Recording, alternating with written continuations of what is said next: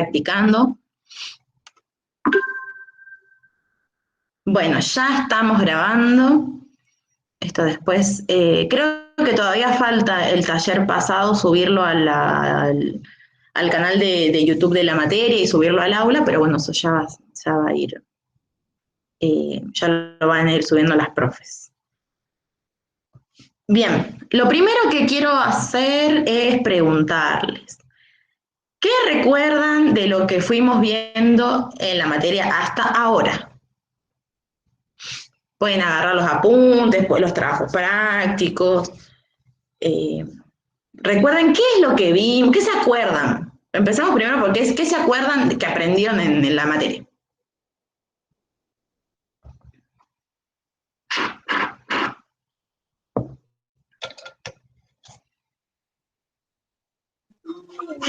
Vimos sobre los conceptos de educación, la diferencia entre ciencias de la educación, pedagogía, y después creo las clasificaciones, los tipos de educación, en qué ámbito se da la educación, la educación formal, no formal, informal, las diferencias, porque así para poder analizar la educación. O sea, nosotros vamos a estudiar la educación y para que se nos haga más fácil, eh, los diferentes autores empiezan como a clasificar. Buenísimo, Dayana. Sí, se acuerdan, eso estuvimos viendo en la primera ficha de cátedra, que esa es la ficha de la profesora María Rosa, donde fuimos viendo cuál es la diferencia entre educación, pedagogía, fuimos viendo los niveles en los que podemos ir analizando los hechos educativos, ¿no? En un nivel macro, en un nivel institucional y en un nivel micro, ¿no? ¿Qué más? ¿Qué más se acuerdan?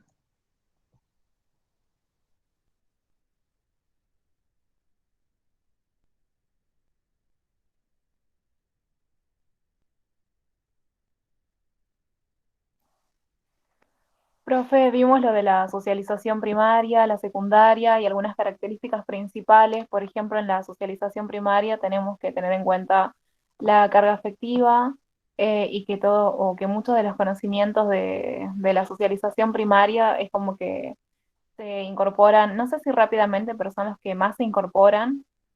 Por ejemplo, están los valores, más allá de los conocimientos académicos o educativos que un niño o niña puede aprender, sino que esa carga afectiva también se la ve reflejada en las personas con quienes esos niños o adolescentes vivan también. Y es muy diferente de la socialización secundaria porque no hay demasiada carga afectiva, pero podría haber, y también habría que ver una forma, según lo que dice el texto, de ver cuánta carga emotiva podría aplicarse a las escuelas o a la enseñanza en general y ver si puede influenciar o no para que el niño aprenda tal cosa.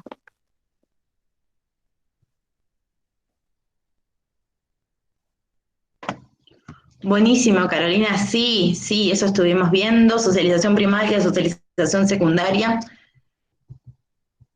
Y muy buenas las características que diste también. Recordemos, para sumar ahí a lo que decía la compañera, que en la socialización secundaria los actores, digamos, que son responsables de este tipo de socialización pueden intercambiar, no importa quiénes sean, en cambio en la socialización primaria no.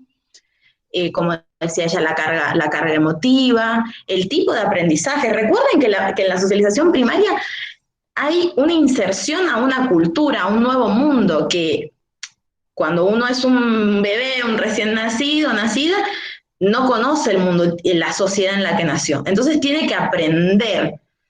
No sé si todas pudieron escuchar las canciones que dejó las profesoras, los profesores en el aula virtual, ¿no? Ahí las canciones nos dan, digamos, algunas pistas de lo que es la socialización, ¿no? ¿Sí? ¿Alguien quiere comentar algo al respecto?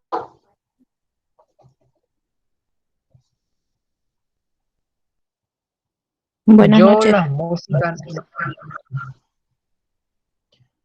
No sé quién habló, creo que una compañera, y bueno, y Fabricio, no sé. Bueno, yo de mi parte las músicas no vi ninguna en el aula, Ah, debe ser literal. que son solo de la comisión de la profe Sofía. Ah, buenísimo. ¿Y otra compañera había hablado?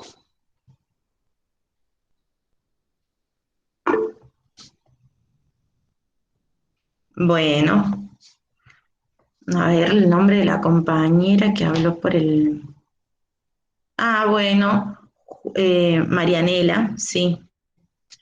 Víctor dice, escuché una sola canción, no sé si hay más, pero si uno habla de los niños, sí, la canción de Joan Manuel Serrat, de esos locos bajitos, le dice. Y bueno, en la canción de Serrat, ahí se va viendo cómo es que habla de esto de que le va enseñando, que le va diciendo qué es lo que tiene que hacer y qué es lo que no quieren hacer caso, de que a veces se parecen y no, que uno le enseña todo, inclusive dice como nuestros dioses, ¿no? Cómo es como que uno aprende una religión, una lengua, una cultura. Sí, dice, ¿y cómo? Ay, se me fue el mensaje. Dice, y de cómo nosotros los adultos con tijeras vamos cortando y modelando sus ideas. Y pensemos eso, cómo un niño o una niña, cuando uno una le presenta una idea o una realidad, ellos creen en lo que nosotros le podamos decir, ¿no? Entonces, esa seguridad y esa confianza, ¿no?, que tiene un niño o una niña ante un adulto o una adulta, como dice Diana, la canción refleja lo que es la socialización primaria, ¿no? Como en la familia se van enseñando una forma de ver del mundo, hablábamos de la idiosincrasia, ¿no? Familiar, cultural, social de una comunidad, y vamos viendo cómo eso se vuelve cada vez más específico, ¿no? Que tiene que ver con las clases sociales, que tiene que ver, digamos, con la propia idiosincrasia del padre y de la madre. Veíamos algunas fallas que pueden ocurrir, ¿no? También en la socialización primaria, como por ejemplo, cuando las familias ricas tienen una nana o una niñera que cría a los hijos de esta clase social y terminan siendo criados por otra clase social, por otras personas, y a veces ahí el niño o la niña, al ser criado o criada por alguien que no es de su propia clase social, tiene otras ideas que no pertenecen, incluso a veces el lenguaje, forma de decir, el idioma, la cultura, digamos, de estas personas. Eso pasaba mucho en la época de la conquista, por ejemplo, cuando había sirvientas afro-negras que ellas criaban, cuidaban a los hijos y las hijas de sus patrones, ¿no? Entonces ahí había, ¿no? Como una socialización también que se daba por parte, digamos, de estas niñeras que cuidaban a estos niños, niñas. Bien, algo más que recuerden que fuimos viendo antes de eso, porque la socialización primaria y secundaria lo vimos en el taller anterior. Algo más que recuerden de la unidad 1, por ejemplo.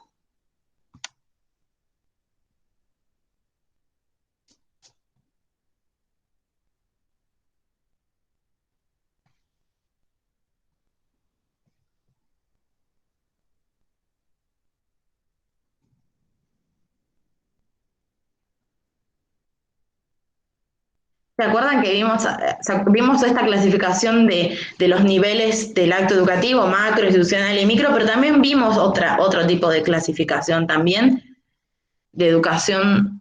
¿Se acuerdan? Depende si era el grado que tenía de formalidad, de institucionalidad, si la persona La que educación formal, educación no formal e informal. Sí, eso mismo, eso mismo. Bien.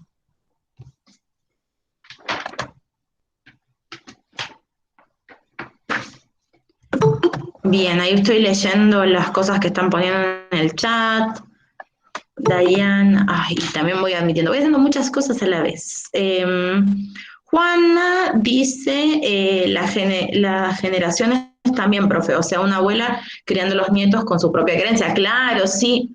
Bueno, yo también fui un poco criada por mis abuelos y abuelas, así que eso también lo reconozco, que tengo muchas cosas que aprendí y que estoy más cercana a veces a mis abuelas que a mi papá y a mi mamá.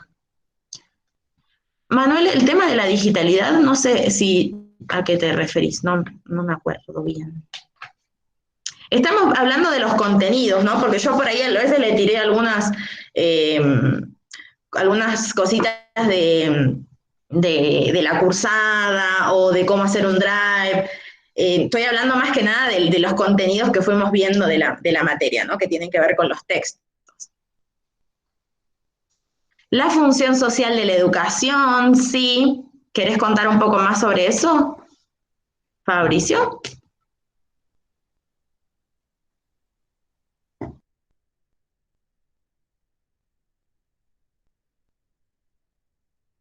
Sí, mi micrófono anda para, para más joven.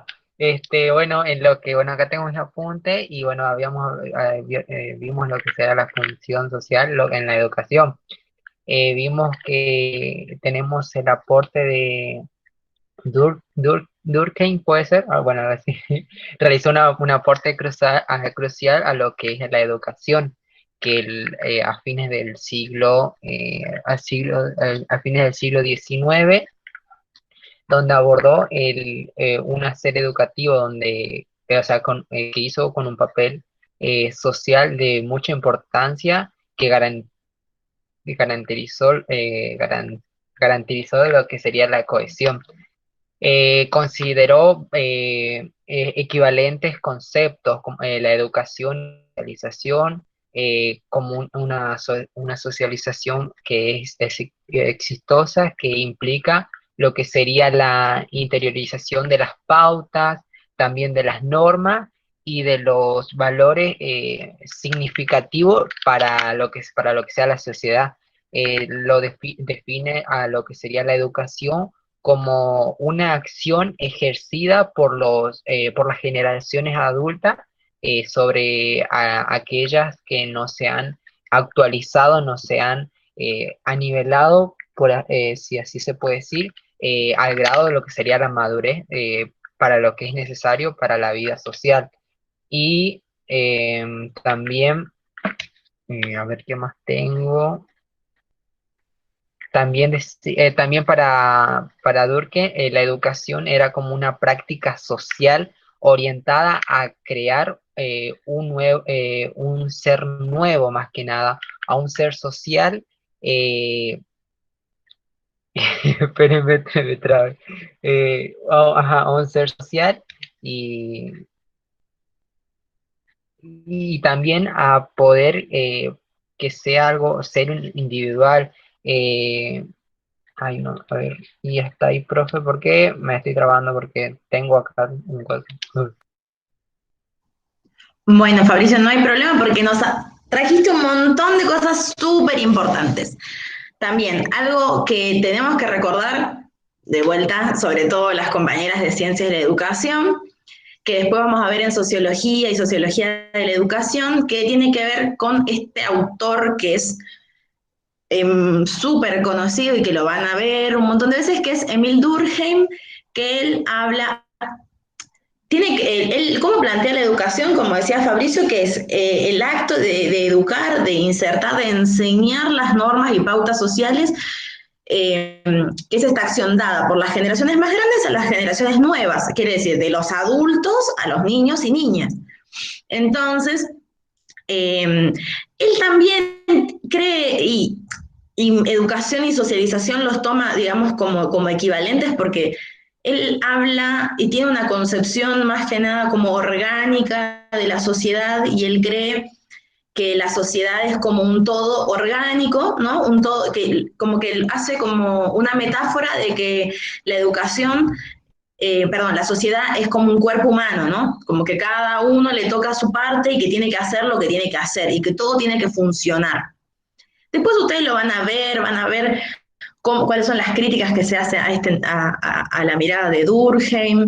Eh, pero bueno, algo súper importante que nos da es esta idea de educación y cómo él va a ir definiendo y va a darle tanta importancia al hecho educativo, ¿no? Porque para él la educación tiene que ver con que el niño, la niña aprenda los valores, las normas sociales que se inserten en la sociedad.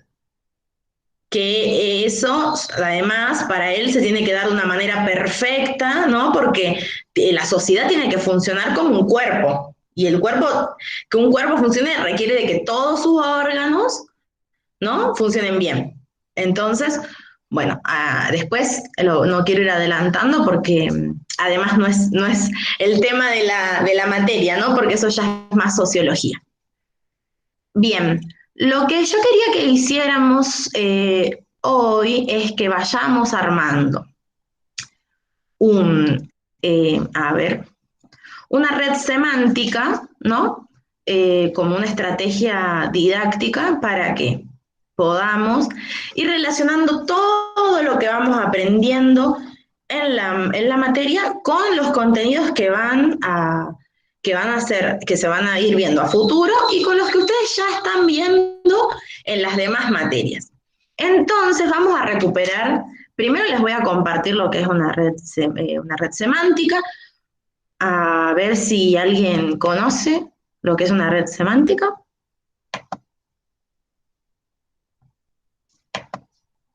¿Alguien hizo alguna vez? Puede levantar la manito, abrir el micrófono, comentar.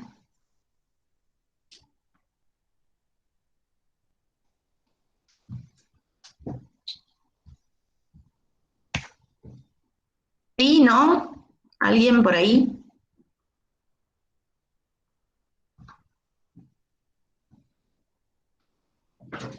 No sería como bueno, nosotros en lo que sería el nivel secundario le decimos como una red conceptual, algo así, con las cosas importantes, acontecimientos, todo eso. Sí, sí, va por ahí cercano. Bueno, ahí ya pueden ver lo que yo les estoy compartiendo, ¿verdad? Sí, profe. Sí, profe. Genial. Entonces, ¿qué es una red semántica? Están basadas en la idea de que los objetos o los conceptos pueden ser unidos por alguna relación. O sea, ¿por qué les traigo la red semántica? Porque yo entiendo que todo lo que nosotros estamos viendo se puede relacionar entre sí. ¿Cómo se realiza? Bueno, estas relaciones se presentan usando una liga que conecte dos conceptos, bueno, o más, en este caso vamos a usar dos o más. Los nodos y las ligas pueden ser cualquier cosa dependiendo de la situación a modelar. Bien, ¿para qué se utiliza? Actualmente se utiliza el término de redes asociativas.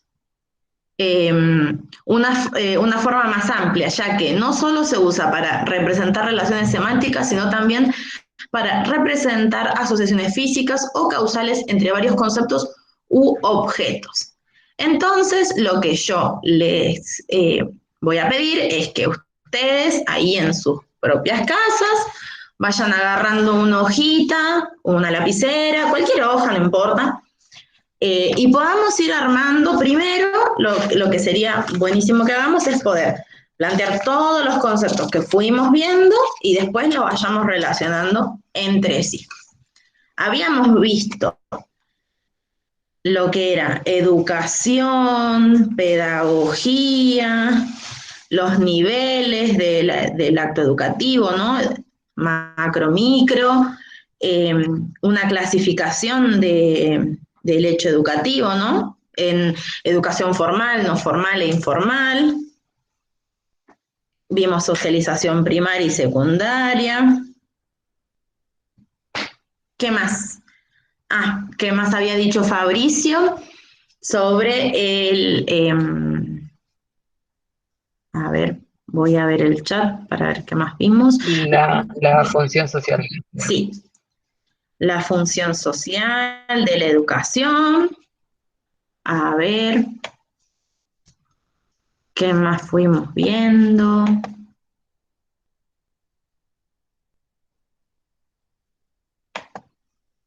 A ver, ¿qué más?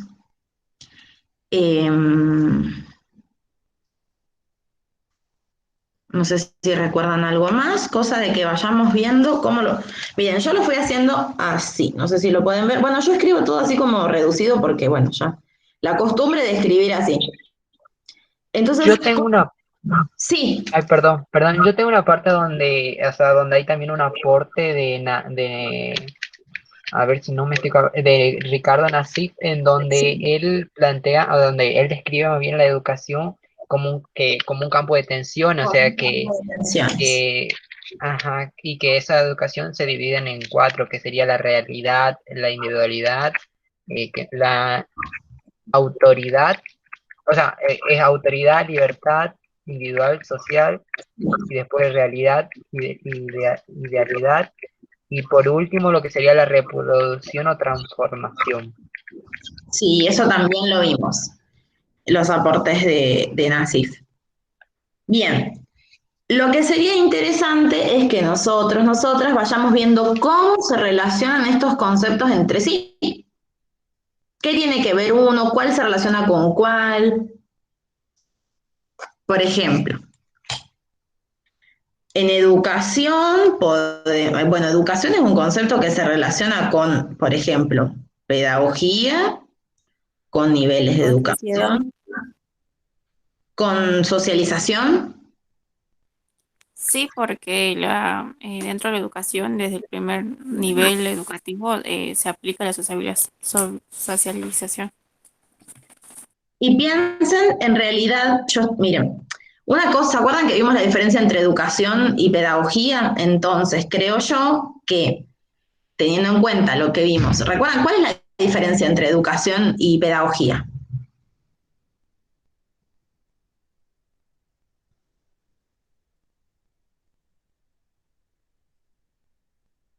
¿Son lo mismo?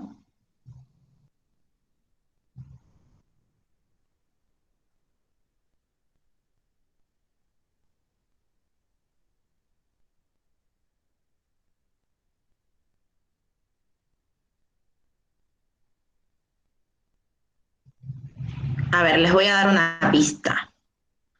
Hay una de las dos estudia a la otra. Sí, no son lo Profe, mismo. la pedagogía estudia a la educación. Bien. Entonces, por ejemplo, cuando hablamos de niveles educativos, ¿quién va a decir estos? ¿Quién va a hacer estas clasificaciones? ¿Quién va a hacer estas diferencias entre los actos educativos, los niveles? Creo que Carlos Nassif. A ver. Claro, pero lo que yo voy es que son pedagogos, son teóricos los que hacen estas clasificaciones. No son clasificaciones que se dan naturalmente, si nadie las hiciera, podrían darse de otra manera, digamos, ¿no? Son producciones de las ciencias, del campo de las ciencias de la educación. Entonces, yo lo voy armando así más o menos eh, como me va saliendo. Lo voy haciendo en el momento porque creo que también es una construcción que se tiene que ir dando entre ustedes, conmigo, y lo vamos haciendo grupalmente.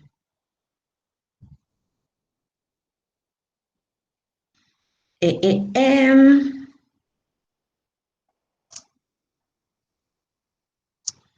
Bueno, no sé si alcanzan a ver, yo lo fui armando así. Igual lo que ustedes vayan armando o como lo vayan entendiendo va a estar bien. No sé si se ve al revés, quizás, porque a veces con la cámara pasa eso. Espero que se vea bien. ¿Logran ver bien ahí?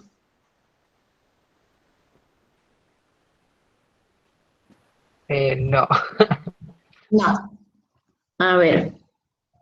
Quizás es porque estoy compartiendo pantalla, entonces a veces si están desde el celu, no sé. Sí, se veía, profe. Ah, bueno. Igual voy a dejar de presentar y a ver.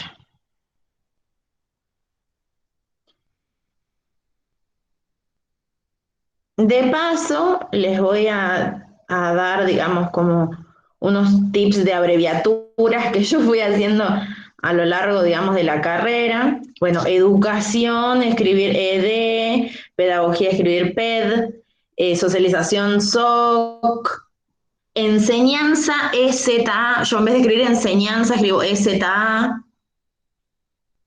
Son formas como de reducir las palabras para escribir también más rápido y para ir como agilizando el proceso de escritura. Y también, digo, porque también hay profesores y profesoras que cuando escriben en la pizarra escriben así, escriben EZ, y vos decís, ¿qué es EFA? Enseñanza.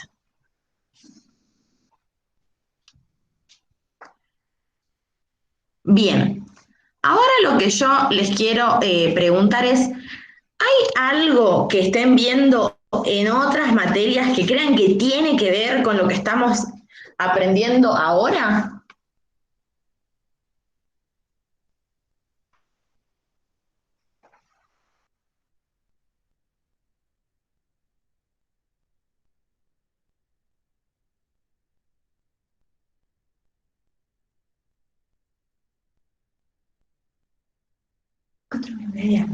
¿Alguien? ¿No? ¿Alguien quiere contar con alguno, relacionar lo que estamos viendo?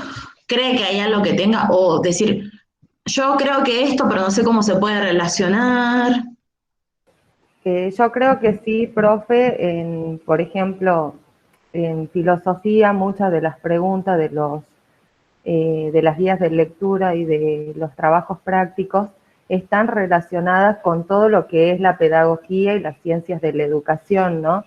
En este historicismo que nos van contando de la filosofía, por ejemplo, hay preguntas como cómo podríamos aplicar la educación de Sócrates en la actualidad, cómo podríamos, tiene mucha relación, muchísima relación para entender los conceptos. Son conceptos, por ejemplo, en pensamiento científico muchísimos más amplios. Son textos más duros de comprender, pero sí se relacionan, de alguna manera hacen un análisis a lo que es la educación. Bien, por ejemplo, yo recuerdo de cuando cursé problemática filosófica, que fuimos viendo, por ejemplo, la mayéutica, la retórica, fuimos viendo cómo es que en esa época, ¿no? de los griegos, cómo la enseñanza, digamos, enseñar la retórica por algunos autores no era tan bien visto porque decía como que no enseñaban a pensar, sino a convencer, ¿no? Claro. Y cómo se dan, ¿no? Sobre todo lo que es Sócrates, Platón, Aristóteles, que plantean también esta forma, sobre todo Sócrates, lo que es la mayor, Sócrates a través de Platón, ¿no? Porque recordemos que Sócrates no escribió nada. Cómo se da este proceso de aprendizaje mediante la pregunta, ¿no? Como la pregunta y la repregunta, este rodeo que se va haciendo, ¿no? Como, no sé si ustedes están leyendo el Alcibíades, ¿no? No sé si, por lo menos cuando yo cursé, leímos ese texto, donde se va mostrando, ¿no? Alcibíades habla, es un texto de Platón, donde Alcibíades habla con Sócrates, y le va haciendo preguntas y repreguntas, y lo que responde Alcibíades, él le hace otra pregunta, entonces vos pensás esto, vos me decís esto, y esto, por ejemplo, tiene que ver, digamos, con este campo de tensiones, ¿no? Pensémoslo en esto de educar, digamos, en este campo, digamos, de lo que es la educación, digamos, como transformación o como reproducción. Pensar que este tema de enseñar no a partir de una verdad, sino a partir de una pregunta, tendría que ver, ¿no? Con este tipo de educación para la transformación, porque no estamos enseñando para que se reproduzca una idea, sino para que cada sujeto vaya produciendo conocimiento por sus propios medios, ¿no? A partir de una guía, de un rodeo que se va haciendo. ¿Creen que tiene que ver? ¿Qué les parece? ¿Están de acuerdo? ¿Le parece que es muy rebuscada quizás la relación? A mí me parece que sí, que está bien, es exacto. Y por ejemplo, para ir avanzando en lo que es filosofía, la Escuela de Frankfurt la teoría crítica tiene muchísimo que ver, digamos, la Escuela de Frankfurt con la educación. Yo voy haciendo relación con la educación en sí de ahora, marcando un paralelo eso de el periodo de la Ilustración, que para nosotros, bueno, yo más o menos que cursé sería como un tipo de pedagogía, la que aplicamos, ay, ya no me acuerdo lo que iba a decir, ¿verdad? Pero sí, se va relacionando, todos los conceptos se van relacionando con lo que es la educación y podemos marcar un paralelo entre lo que era la educación. Podemos ver que aún desde esos tiempos hasta ahora arrastramos, y de otro lugar, arrastramos muchísimas cosas todavía en el proceso de lo que es la educación, que no han cambiado, que no se han modificado, a pesar de el transcurso del tiempo, los años, las nuevas prácticas pedagógicas, no se han modificado algunas cosas. Claro, como un poco lo que venía diciendo Miriam, no sé si iba por este lado, pero cómo esta tensión entre la educación como reproducción y como transformación, que hay todo un montón de teorías críticas, ¿no? Y de nuevas críticas, post-críticas, inclusive hay hasta ahora, eso ya lo van a ir viendo en otras materias, cómo las teorías van siendo críticas, poscríticas, y cómo todavía hay prácticas, o la mayoría de las prácticas educativas terminan siendo reproductivistas, y esto tiene que ver también con esta tensión que también va a decir Nassif, entre la educación como hecho social real, ¿no? Como esto que nosotras y nosotros estamos viviendo acá, aquí y ahora, estar presentes ya sea en un aula o ya sea en este encuentro virtual que estamos haciendo, y lo que cualquier teórico como Paulo Freire, Giroux, Sapl, todos teóricos que van a escribir sobre una educación que tiene que transformar al mundo, que nos va a liberar, y cómo quizás la realidad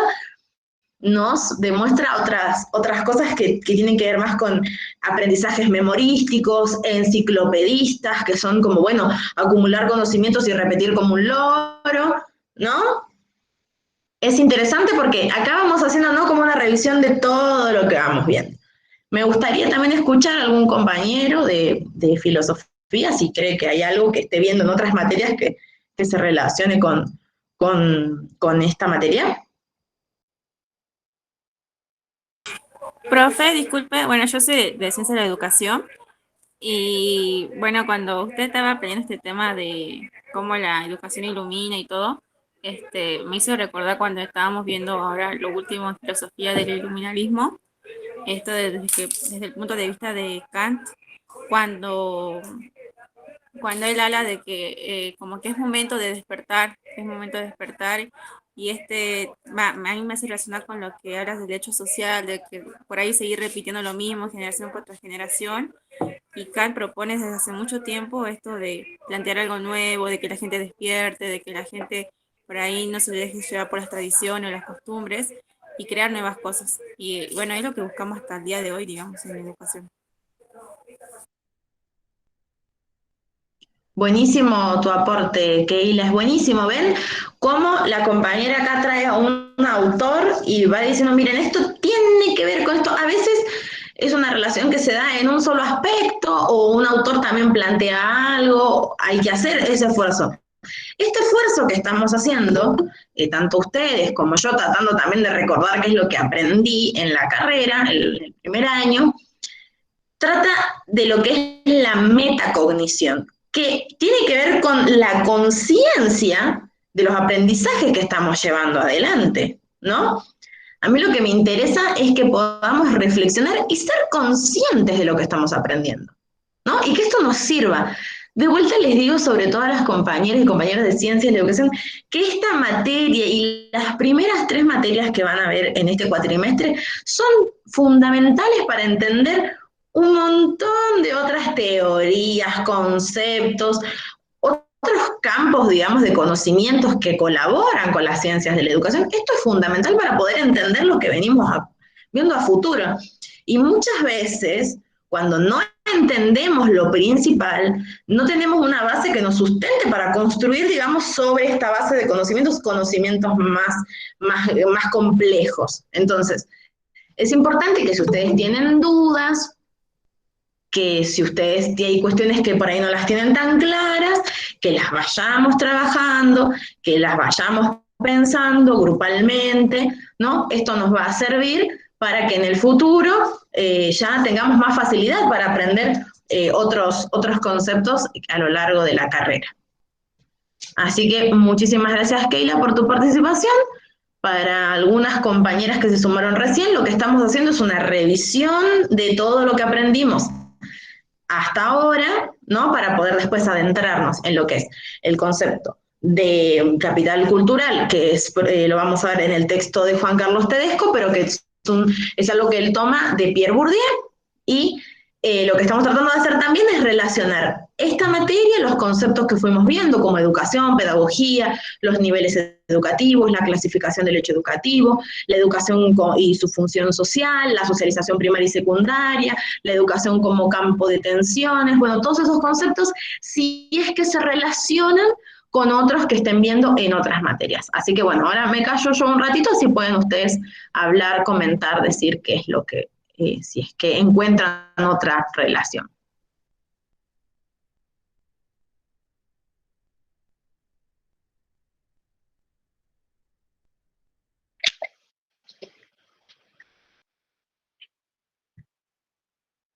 Claro, profe.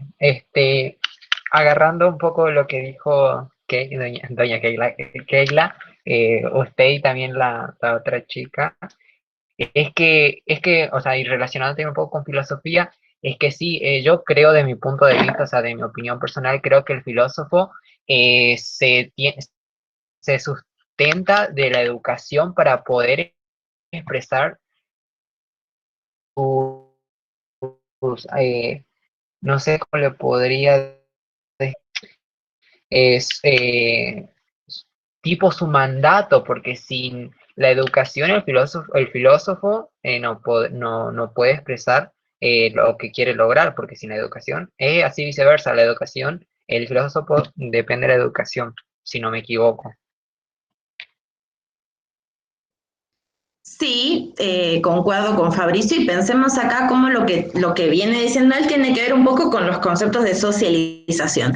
¿Qué herramientas nos da nuestra familia para entender la realidad y cómo cuando pasamos una socialización secundaria tenemos otras herramientas porque más allá, digamos, de que por ahí nuestra mamá o nuestro papá, algún tío, tía, sea profesor de filosofía o alguien que le gusta mucho la filosofía y traiga constantemente o nos hable de filosofía, pensemos como, por ejemplo, acá la facultad nos va a dar herramientas teóricas para entender la realidad y que tienen un nivel de complejidad muy diferente, digamos, a los aprendizajes que tenemos en el seno familiar, ¿no? Y que implican, digamos, teorías, es un conocimiento sistematizado, ¿no? Esto también tiene que ver con la clasificación de la educación, porque esto es una educación formal, ¿no? Las personas que están encargadas de este tipo de socialización son personas que están formadas al respecto, y cómo esos conceptos que vamos aprendiendo vienen como una transmisión de una cultura, y todo esto que estamos viendo van a ver que se relaciona un montón con lo que vamos a ver, que es el próximo concepto, que es el de capital cultural. ¿Hay algo más con lo que quieran relacionar? A mí me interesa que podamos aprovechar este espacio para charlar, para despejar dudas, para construir el conocimiento, ¿no? Porque sería muy fácil para mí venir, leemos y listo, y si tienen dudas, bueno, no es mi problema, pero la idea es que podamos construir el conocimiento, que yo pueda también tomar los aportes que ustedes me puedan dar, porque ustedes están cursando, tienen más frescos otros conceptos, los compañeros y compañeras de filosofía todavía más, porque están haciendo una carrera que yo no hice. Entonces, para mí es súper valioso los ejemplos que ustedes puedan dar, lo que sea que ustedes quieran traer, es súper valioso, no crean que es solamente como para cumplir con participar, sino que el conocimiento, según mi idea de educación, se construye colectivamente. Así que vuelvo a darles la palabra para ver si quieren sumar algún otro aporte.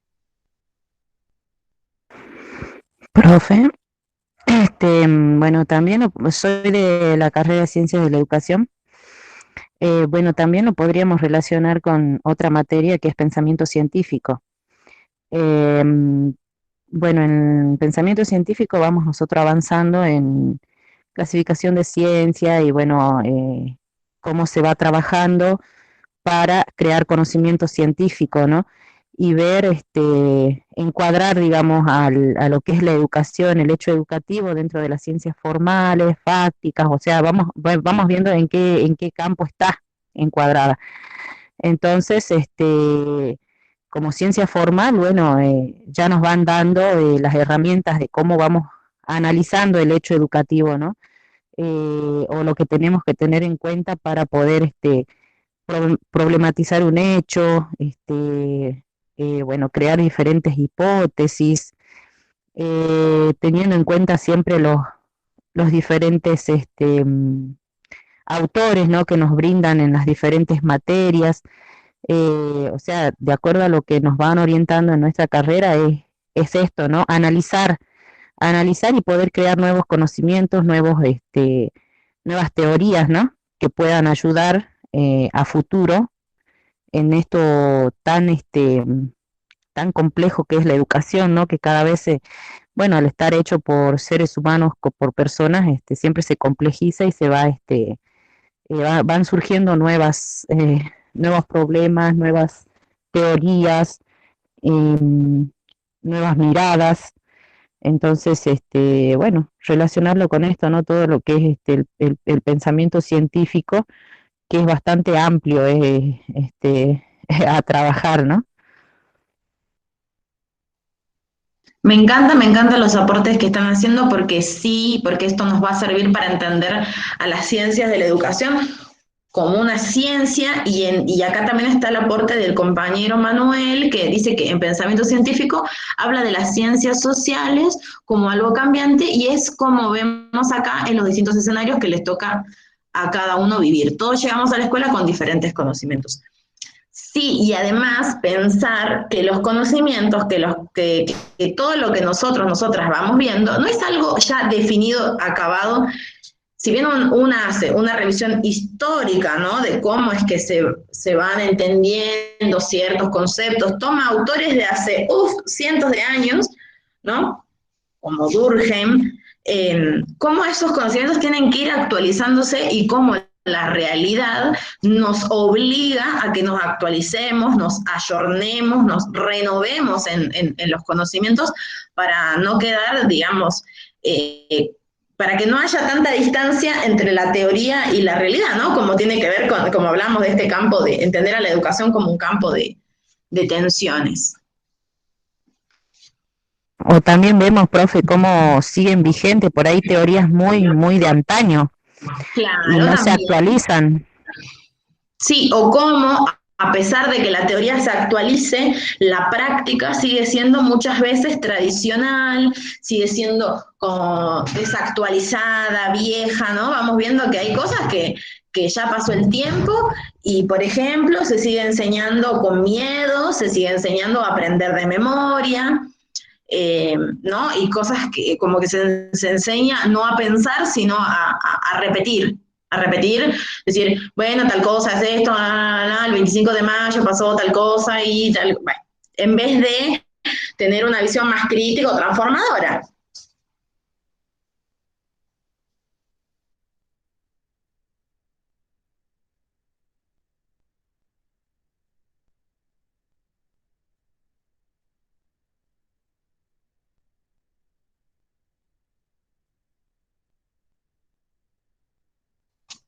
Bien, no sé si alguien quiere hacer otro aporte más, si no, vamos a pasar a leer otro texto que nos dejaron los profesores y profesoras en la unidad 2, que tiene que ver con el concepto de capital cultural propio de Pierre Bourdieu.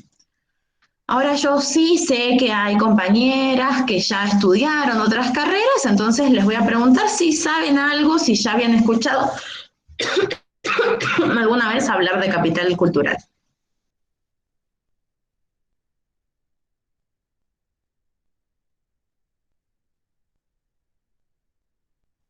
Si alguien levantó la mano, puede hablar si quiere. Bueno, yo sí hice otra carrera, y por lo que entiendo de cultura, de capital cultural es lo que nosotros tenemos, bueno, como dicha palabra dice, un capital de cultura, o sea, que es lo que nosotros llevamos a la escuela, nuestro lenguaje, nuestras costumbres, nuestros hábitos, desde ese punto más asociado a la escuela. Y bueno, conozco al autor como el fundador de la teoría de los campos, puede ser. Así que eso, y bueno, y que toma a la gente como, a la sociedad, como actores de esos campos.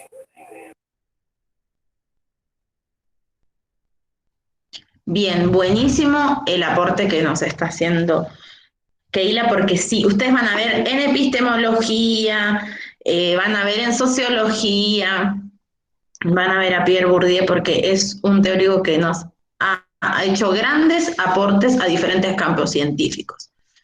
Bien, Manuel nos dice capital cultural sería, a mi entender, conocimientos que pueden tener las personas cuando ingresan a algún lugar, en este caso la escuela. Bueno, está bueno, yo todavía no les voy a decir sí, no, sino que podamos ir viendo si sí o si no a medida de que vayamos leyendo. Este es un texto muy acotado, las profesoras y profesores de la materia han hecho el esfuerzo, digamos, de hacer recortes, ¿no? En los contenidos, cosa de que no, de que sea un poco más fácil la lectura, entendiendo el contexto, así que tenemos un texto bien cortito, bastante fácil de entender, si bien ahora estamos viendo a un autor que es diferente que las fichas de cátedra, recuerden, las fichas de cátedra que las hacen las profesoras son un poco más amigables, pero estos textos también no, son bastante sencillos para comprender, si nos van a requerir algunas lecturas, eso depende también qué relación tengamos con estos conceptos, cuántas prácticas tengamos para la lectura. Así que bueno, si les parece, vamos a empezar a leer.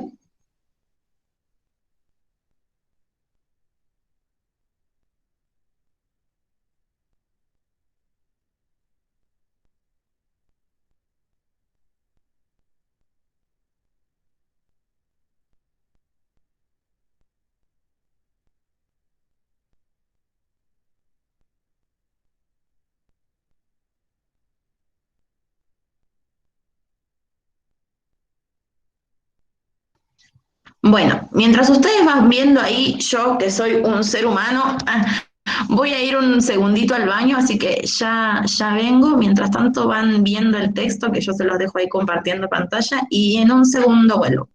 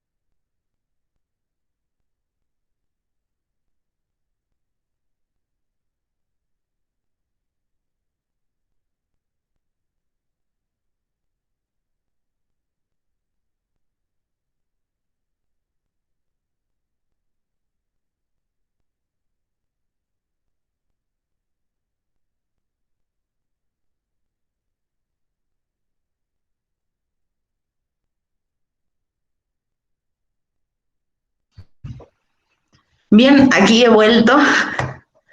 Disculpen, es que con este frío me da mucha ganas de ir al baño más que estuve tomando mate.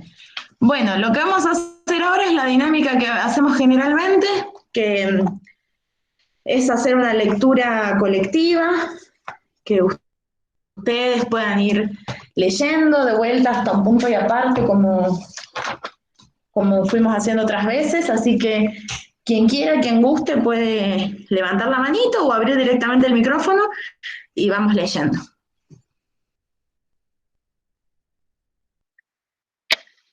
Comienzo yo, ¿sí? Bien, ¿ves bien ahí o querés que agrande un poco más la letra? No, yo tengo acá mi cosa, así que no voy a estar Buenísimo. vale. Buenísimo.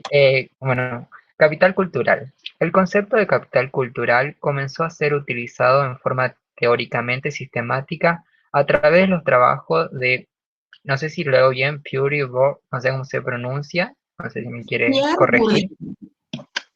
¿Cómo? Pierre Bourdieu. Pierre Bourdieu.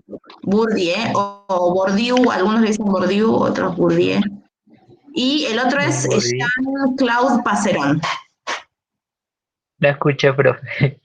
Sí, uno es Pierre Bourdieu y después el nombre del autor que sigue es Jean-Claude Passeron. Jean-Claude. Bueno, Passeron. Bourdieu y Claude Pasteur, ay, no sé. Bueno, disculpa. Sobre la reproducción cultural y el papel de la acción pedagógica escolar. En un texto reciente, Bourdieu ha avanzado en la definición del concepto de capital cultural a través del análisis de tres estados diferentes de su existencia. Según este planteó, el capital cultural existe en un estado incorporado al individuo, hábitos y disposiciones durables del organismo, en un estado objetivo en bienes culturales, ya sea libros, cuadros, máquinas, etc., y en un estado institucionalizado que se expresa fundamentalmente en los títulos escolares. La incorporación capital. Vamos a leer hasta un punto y aparte nada más, Fabricio. Bueno. Sí. Muchísimas gracias. Y acá, de vuelta, ¿no? Como son estos textos que tienen mucha densidad teórica, ¿no? Nos van a dar mucho conocimiento, a veces solamente en un párrafo. Entonces acá vemos cómo. Nos va a decir que el capital cultural tiene tres estados. Uno incorporado, uno objetivado y otro institucionalizado. Si ustedes pueden, vayan tomando nota, vayan anotando. Por ejemplo, vamos con el capital cultural, tres estados y sacan por ahí unas flechas, pueden incorporado, objetivado, institucionalizado. Cosa que ya les va ya quedando como un esquema, algunas notas para cuando vayan ustedes solas a hacer texto, no les sea tan difícil. Ahora, si hay algún compañero o compañera que quiera seguir con la lectura. Sigo yo, profe.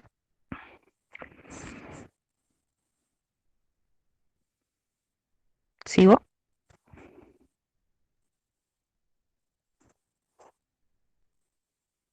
Ay, sí, perdón, me fui al texto y no volver para. Sí, cuando ustedes abran el micrófono ya lean, no se preocupen.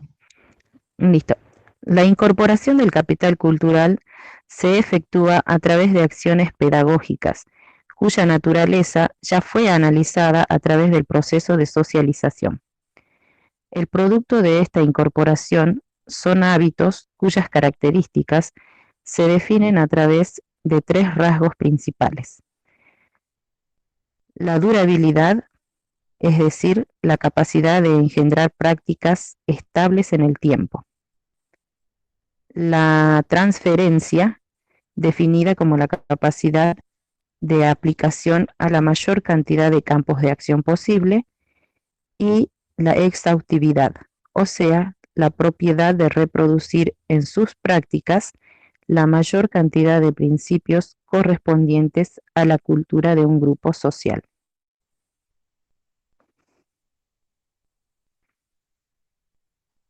Buenísimo. Acá también vemos que nos va a dar más características, ¿no?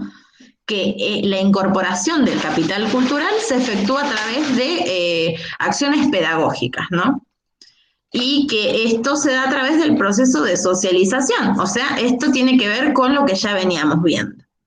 El producto de esta incorporación son hábitos que tienen características que se definen a través de 3 rasgos principales.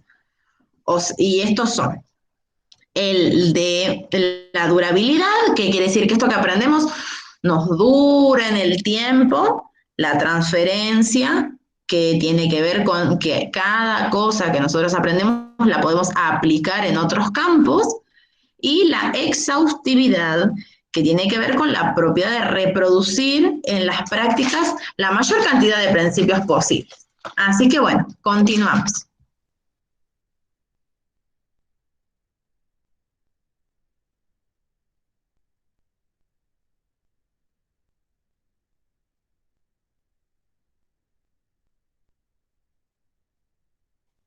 Bien, no sé si alguien quiere leer.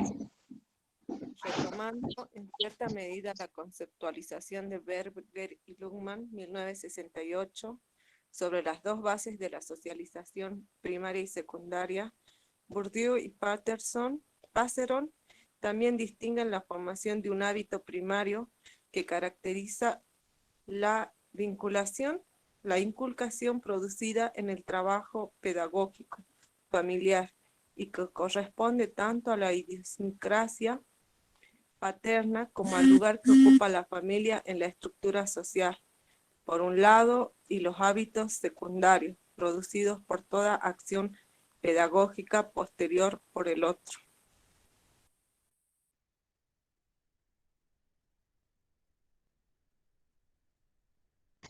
Bien, a ver, para ver que acá la acción, acá continúa. Sí, continúa leyendo hasta el punto y aparte.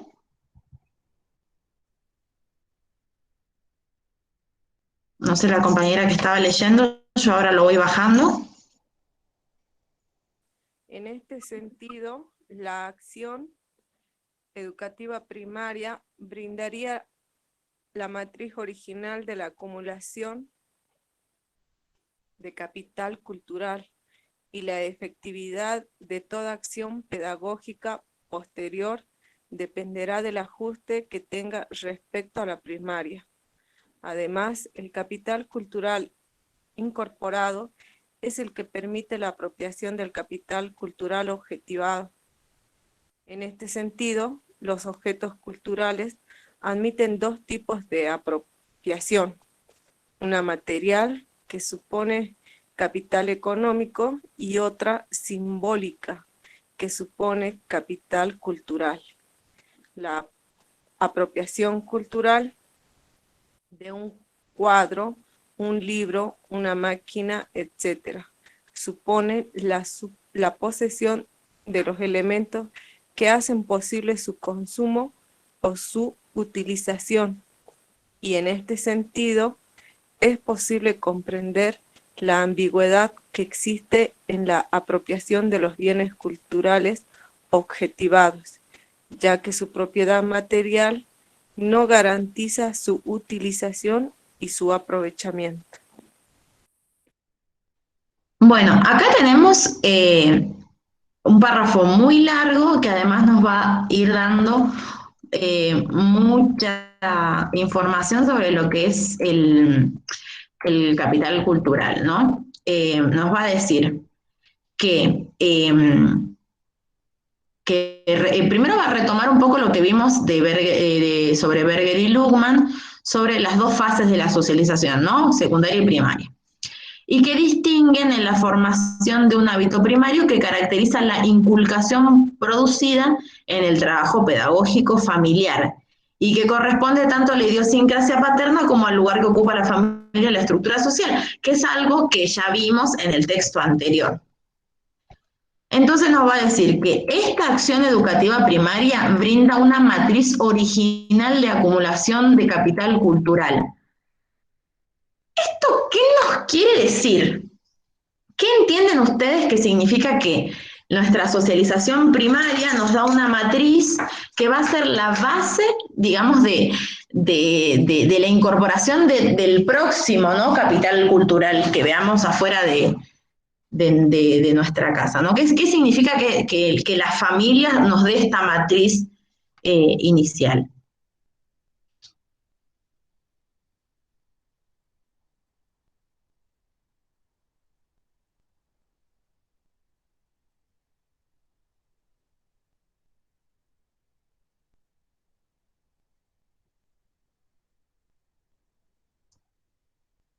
A ver, pensemos lo que veníamos bien. Sí, ¿alguien abrió el micrófono? Porque ellos son la primera realidad que nos enseñan, algo así, entendí, como que, o sea, a través de nuestras familias es la realidad que nosotros percibimos a través de la socialización primaria.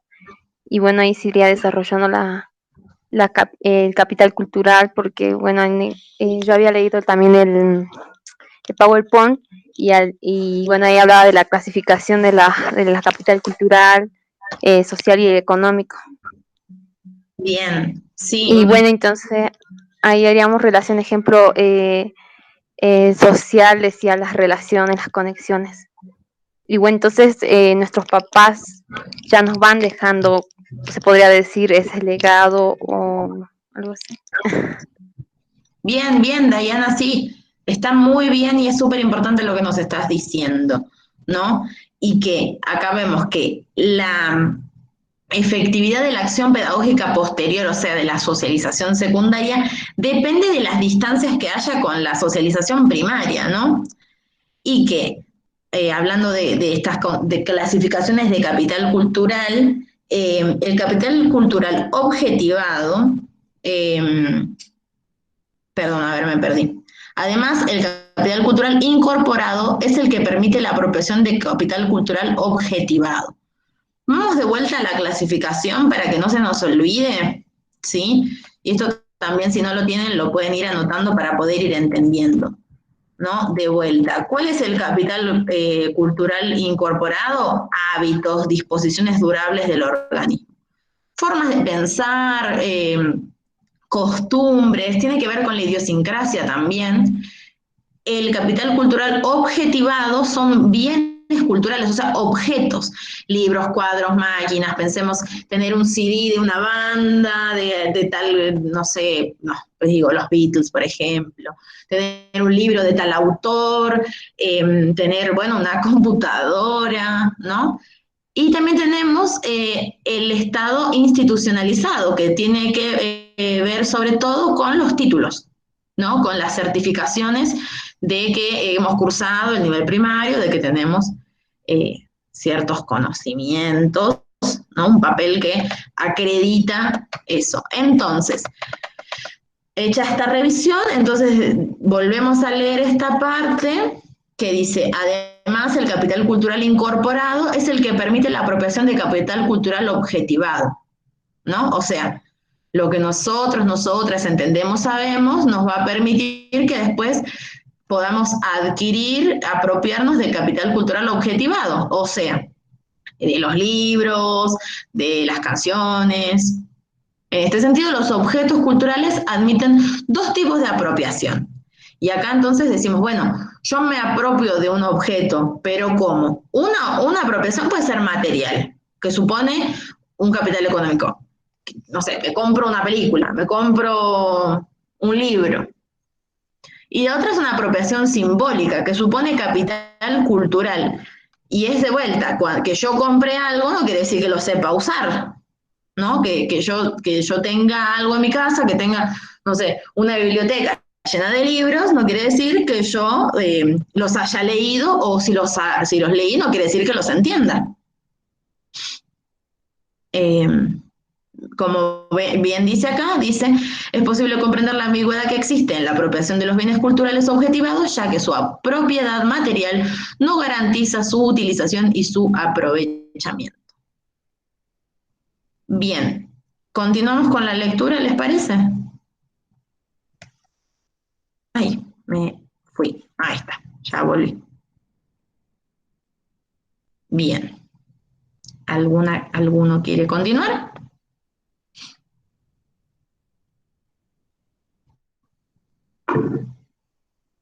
Sí, Diana. Bien. El estado institucionalizado del capital cultural revela su conexión más formal con el sistema educativo.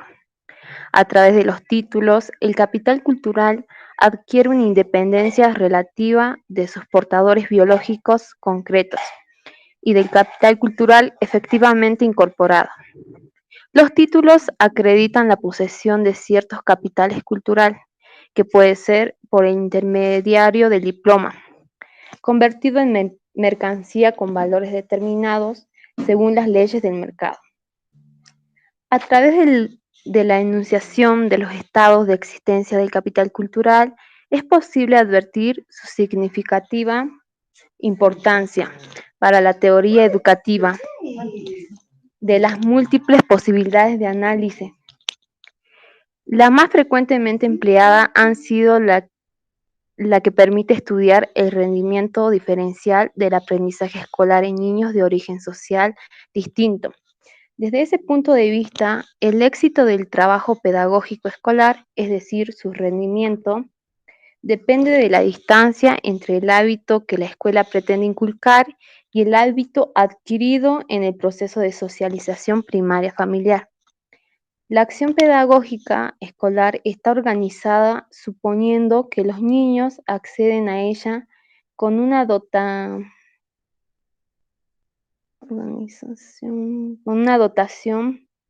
de capital cultural interiorizado, que les permite recibir e incorporar los elementos específicos de capital cultural que la escuela pretende inculcar. Del conjunto de aspectos susceptibles de ser analizados en este punto, el lenguaje es uno de los ejes centrales. No resulta casual que la mayor magnitud de fracaso en la acción pedagógica escolar se registre precisamente en los primeros grados de las escuelas primarias, dedicados al aprendizaje de la lectoescritura. En este punto, el concepto de capital cultural y el análisis de su papel en la explicación del rendimiento escolar puede conectarse en forma directa con la teoría y las comprobaciones empíricas efectuadas en las clásicas investigaciones sociolingüísticas de Basil Bernstein, Buenísimo. 1978. Muchas gracias. Y acá todo lo que leíste tiene suma importancia para seguir entendiendo lo que ya aprendimos y poder dar un paso más hacia adelante, porque acá nos está diciendo que nos va a relacionar el concepto de capital cultural con otro concepto que ya lo van a ir viendo, que tiene que ver con el fracaso o el no éxito en la escolarización, ¿no? Entonces, acá también nos va a decir que hay un punto esencial que tiene que ver con el lenguaje. ¿Dónde se aprende? ¿Dónde se da el aprendizaje del lenguaje? En la socialización primaria, ¿no? Entonces, cuando hay muchas distancias, ¿no? Recordemos lo que vimos en el texto anterior. Para que haya una socialización secundaria efectiva, no tienen que haber grandes distancias entre la socialización primaria y la secundaria, porque recordemos, en este texto también lo dice, la socialización primaria es la matriz original de acumulación de capital cultural. Es decir, que lo que nos toque vivir, la familia en la que hemos nacido y los aprendizajes que se den en nuestros primeros años de vida, nos van a ser esenciales, no voy a decir determinantes porque no son determinantes, no es algo que se dé a modo de causa y efecto, pero sí influyen en gran medida con lo que vayamos a aprender a posterior, ¿no? Entonces, pensemos algún ejemplo que quizás se nos ocurra, ¿no? Quizás alguna experiencia que ustedes conozcan, o alguna película, alguna historia, algo que les haya pasado a ustedes inclusive, ¿no? Cuando ven que hay mucha distancia entre lo que ustedes saben y lo que les están tratando de enseñar. ¿Alguna vez les pasó eso?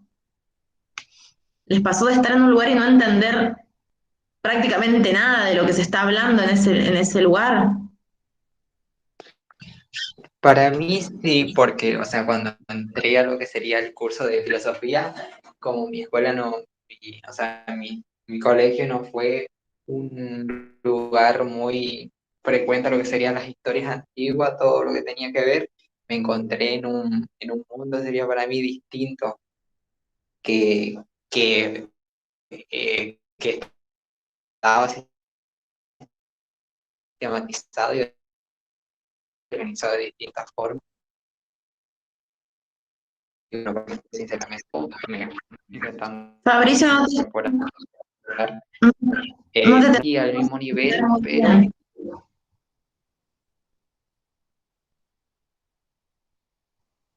no te escuchamos muy bien, Fabricio. no. No sé si preferís escribirlo en el chat, pero creo que la idea es que vos encontraste estas dificultades cuando entraste a filosofía. eh, Vi que en el chat pusiste que tenías el internet que se te cortaba un poco, así que quizás por ese problema de conexión no te estamos pudiendo escuchar del todo bien.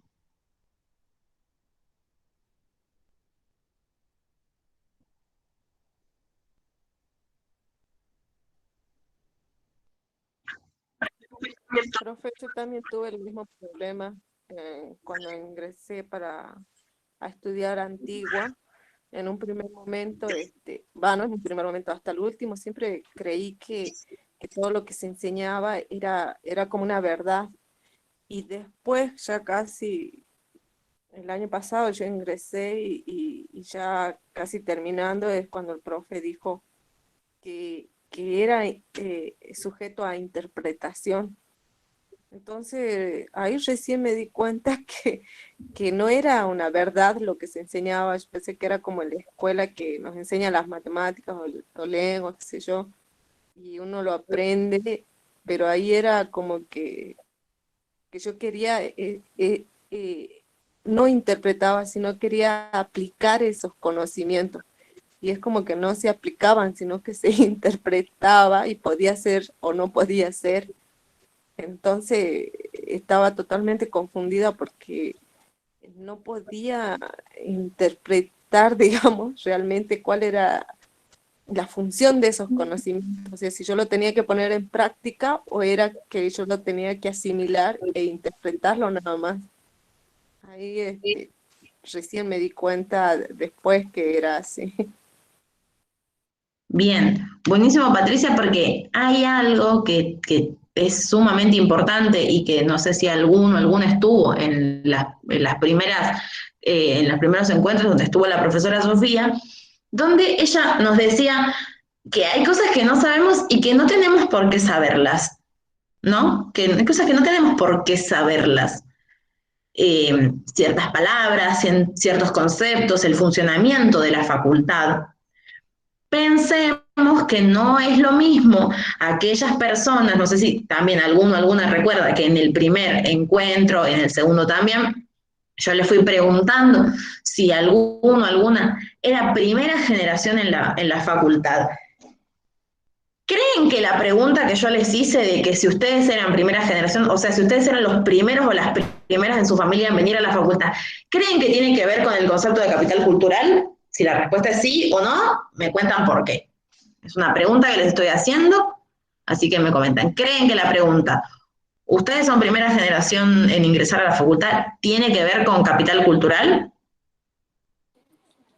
Va, en mi caso, sí. Bien, ¿por qué?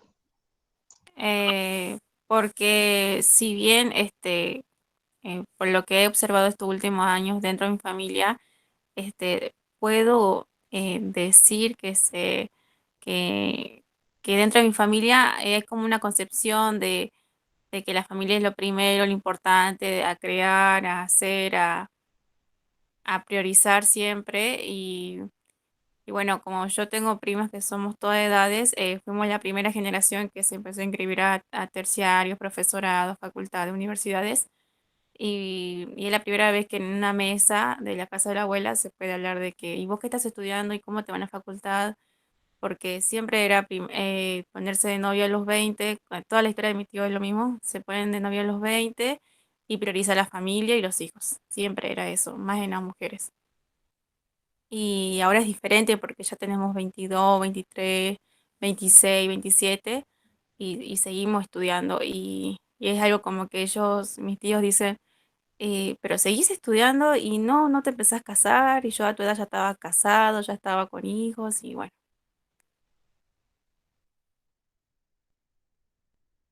Bueno, es buenísimo el ejemplo que nos da Keila, porque ella nos cuenta cómo la generación entre ella y sus primas que pudieron ingresar a la facultad pueden dar cierto tipo de charlas y de discusiones, debates en la mesa familiar y cómo se nota la distancia que hay, ¿no? entre las generaciones más adultas, que siguen, digamos, con esta idea de que que lo principal es casarse y sobre todo en una mujer, tener hijos y que quizás el estudio es algo secundario o inclusive ni siquiera es importante, como pasa en algunas familias donde, no sé, la mujer no hace falta que estudie tanto, ¿para qué? Si solo tiene que cuidar a los hijos. Es muy importante esto porque nos va a hablar también de que no todos y todas llegamos a las instituciones con el mismo capital cultural, ¿no? Es decir, que no empezamos desde cero o desde un mismo piso, digamos. No todos, todas tenemos los mismos conocimientos, esta misma matriz original que nos vienen hablando el autor, no partimos de esa misma matriz, no tenemos la misma. Vamos a seguir leyendo, así llegamos con el horario y podemos discutir al final un poquito más, ¿les parece? Así que si hay alguno, alguna que quiera continuar.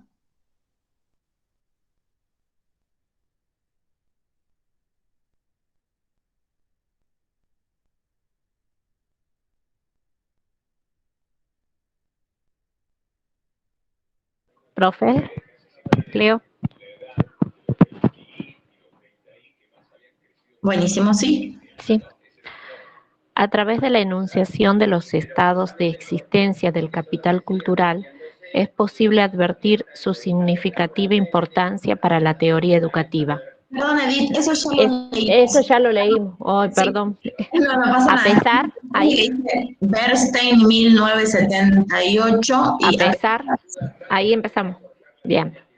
A pesar de haber sido desarrollados en forma independiente, no sería demasiado forzado sostener que uno de los elementos centrales del hábito primario que definen Bourdieu y Passeron está constituido por el código lingüístico en el sentido que lo define Bernstein.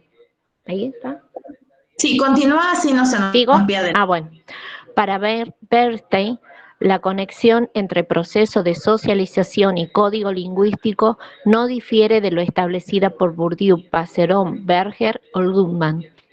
Cuando un niño aprende su lengua o cuando aprende los códigos específicos que determinan sus actos verbales, aprende al mismo tiempo las exigencias de la estructura social en la cual está inserto. Bernstein, 1975, página 193. Pero sus análisis mostraron la existencia de dos códigos lingüísticos diferentes, asociados a las pautas de socialización vigentes en familias de distinto origen social. Así, Bernstein distingue entre el código lingüístico elaborado y el código restringido. Las diferencias entre ambos se refieren tanto a los aspectos sintácticos, gramaticales o de vocabulario, como las estructuras de significación que operan en cada uno de los códigos. De acuerdo a estos criterios, Bernstein ha sostenido que a nivel lingüístico ambos códigos pueden definirse por el carácter más o menos previsible de los elementos sintácticos que un individuo utilizará en su discurso. En el caso de un código elaborado, el locutor opera su selección entre una gama bastante extensa de opciones posibles y es muy difícil prever los elementos organizadores. En el caso de un código restringido, el número de opciones posibles es a menudo extremadamente limitado y se tienen muchas más posibilidades de prever los elementos que serán seleccionados. Bernstein, 1975, página 129. Muchas gracias, Edith. Y acá tenemos otras herramientas teóricas para seguir entendiendo. Si yo estuviera armando un cuadro, ¿no? O esto que veníamos armando anteriormente, ¿no? Como un mapa mental, un cuadro sintáctico, vamos armando así, de lo que vendría a ser socialización primaria, a esto le adjuntaría lo que estamos viendo ahora, sobre los códigos lingüísticos. Al costado le pondría Bernstein, porque es importante que vayamos teniendo en cuenta quién dice qué cosas, si bien hay autores, autoras que dicen lo mismo, ¿no? Por ejemplo, Bourdieu-Passerón y Berger y Luckmann tienen, digamos, concordancia en lo que es socialización primaria y secundaria. Bernstein hace se relaciona esto con los códigos lingüísticos y el aprendizaje del habla, de la lengua, ¿no?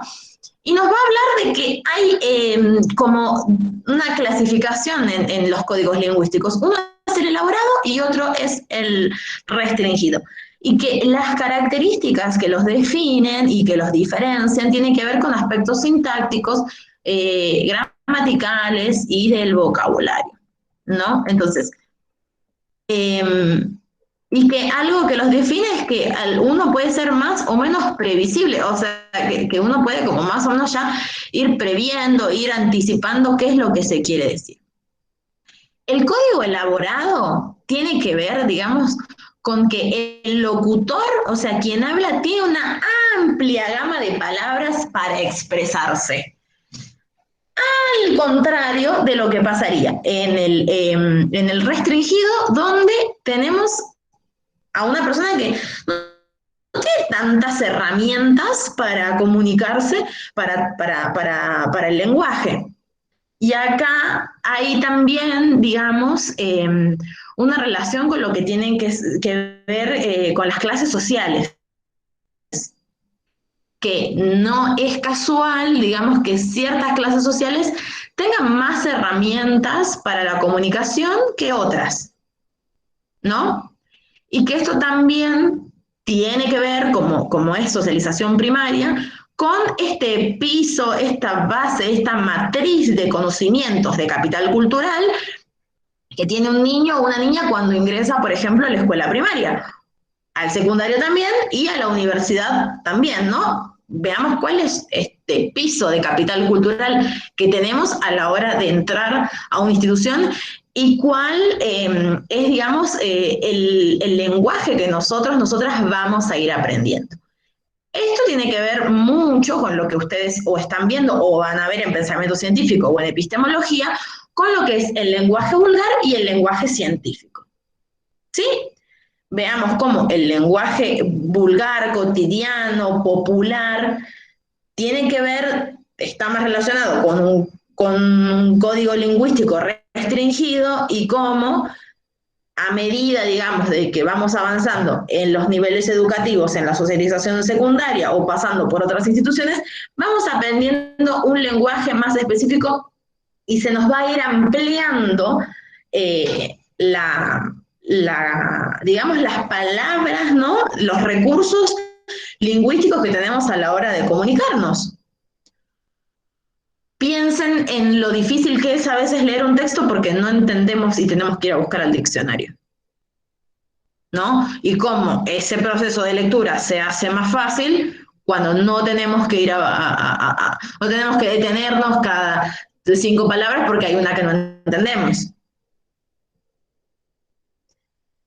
En este sentido, voy a tomar los ejemplos que trajeron, que creo que trajo Fabricio, si no me equivoco, donde él nos decía que al entrar a la facultad de pronto se dio cuenta de que había muchas cosas que no entendía, que no conocía. Sobre todo, uno a veces dice es como chino básico, que significa que no entiendo de lo que me están hablando. Si yo les digo, no sé, que la doxa, por ejemplo, ¿no? O por ejemplo, si yo hablo, no sé, de la mayéutica, hablo de ciertas palabras que ustedes no las van a entender si no tienen cierto capital cultural y tienen un código lingüístico más elaborado. Bien, sigamos leyendo, así terminamos y al final hacemos un cierre, ¿no? Quisiera que podamos relacionar la primera parte del taller con esto otro segundo, así que alguno, alguna que quiera continuar.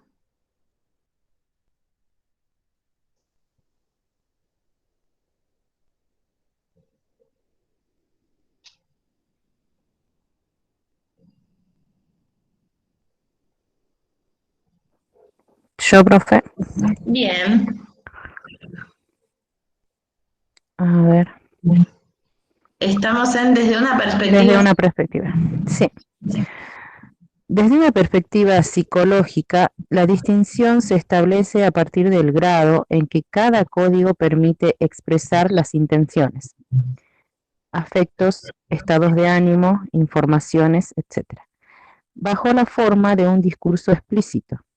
El código restringido impide dar cuenta de los matices, las diferencias individuales, etc., y orienta hacia los aspectos extraverbales una cantidad significativa de estos elementos. A la inversa, el código elaborado facilita la expresión verbal de los matices, las diferencias y las particularidades individuales y personales. ¿Sigo? Dale, sí. Más allá de una serie importante de rasgos característicos de ambos tipos de códigos, el aporte central de Bernstein fue asociado al surgimiento de cada uno de ellos con condiciones sociales, o mejor dicho, con determinados tipos de relaciones sociales y de relaciones de individuos con los objetos. El código actúa en este sentido con un carácter dialéctico. Es expresión de esas relaciones y a su vez las determina. Su surgimiento está asociado al proceso de socialización en su conjunto, pero particularmente a 4 órdenes de situaciones de intercambio lingüístico: situaciones de inculcación moral, de aprendizaje cognitivo, de imaginación o invención y de comunicación psicológicas. Según Bernstein, si en estos 4 tipos de situaciones las variantes restringidas son la forma lingüística predominante, la comunicación está organizada fundamentalmente según un código restringido que está basado sobre roles colectivos y que produce significación dependientes de las situaciones, es decir, tipos de significación particularistas. Al contrario, si en estos 4 tipos de situaciones la forma de discurso predominante es una variante elaborada, la comunicación está organizada fundamentalmente según un código elaborado, basado en roles individualizados y que conducen a enunciar significaciones universalistas independientes del contexto. ¿Termino, profe?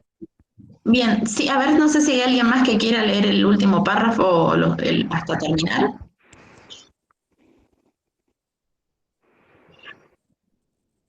¿Alguno que quiera leer la última partecita?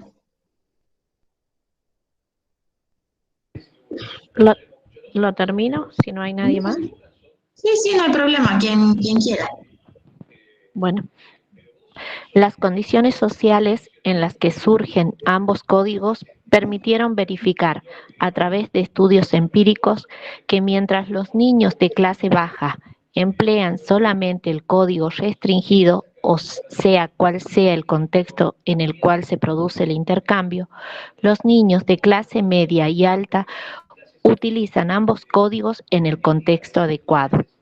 La aplicación de esta teoría al análisis del rendimiento escolar es muy sugestiva.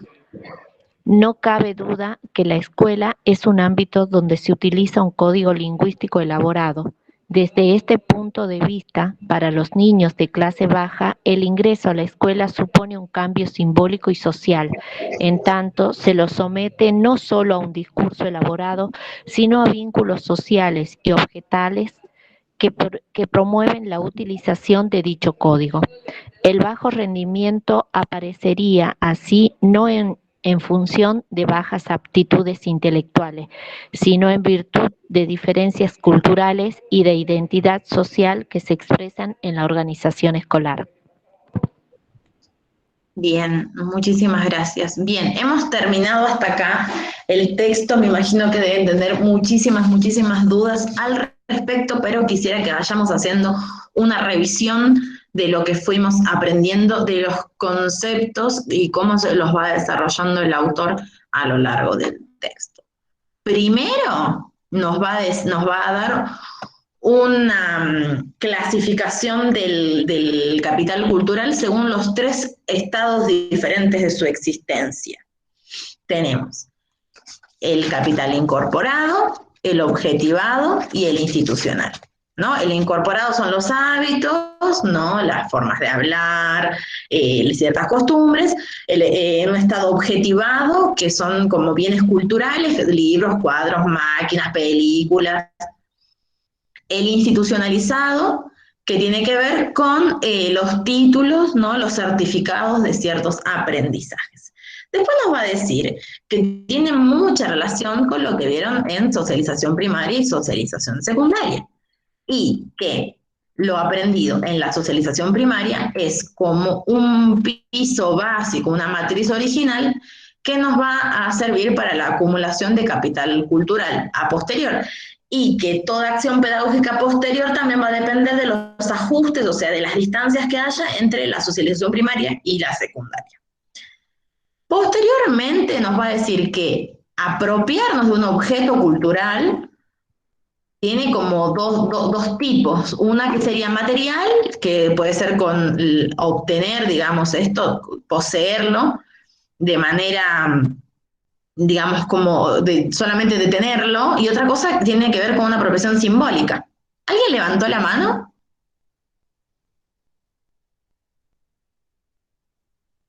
Yo, profe, pero fue sin querer. Sí, no, está bien. Bien, entonces continuamos, ¿no? En estas 2 tipos de apropiación. Una más que nada material y otra que tiene que ver con una apropiación más simbólica o cultural. Bien. Que el estado institucionalizado es el que más tiene que ver con la escuela, pero que tener un título no nos asegura de que efectivamente ese capital cultural esté aprendido, ¿no? Que no quiere decir que esté efectivamente incorporado, como diría el autor, sino que uno tiene un papel de algo que dice que yo aprendí, pero que no necesariamente es un aprendizaje dado.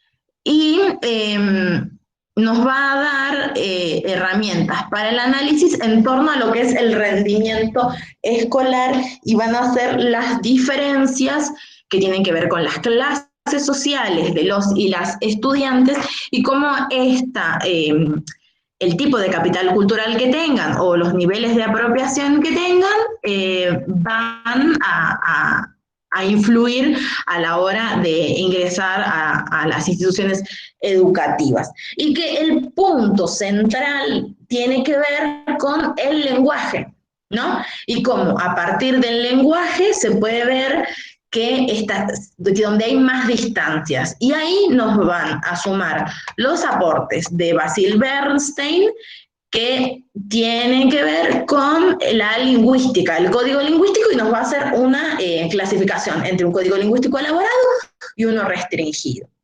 El código lingüístico elaborado nos habla de un lenguaje que no es fácil de predecir, que nos puede dar múltiples matices a la hora de hablar sobre un tema, y el restringido nos va a hablar de lo opuesto, de personas que no tienen grandes herramientas lingüísticas a la hora de comunicar, que no pueden, que no las poseen, no es que no pueden, sino que no tienen herramientas para poder dar esos matices, para poder ser más específicos o específicas en lo que quieren decir, que es un lenguaje predecible, que muchas veces es hasta monotemático o que siempre gira en torno a las mismas temáticas.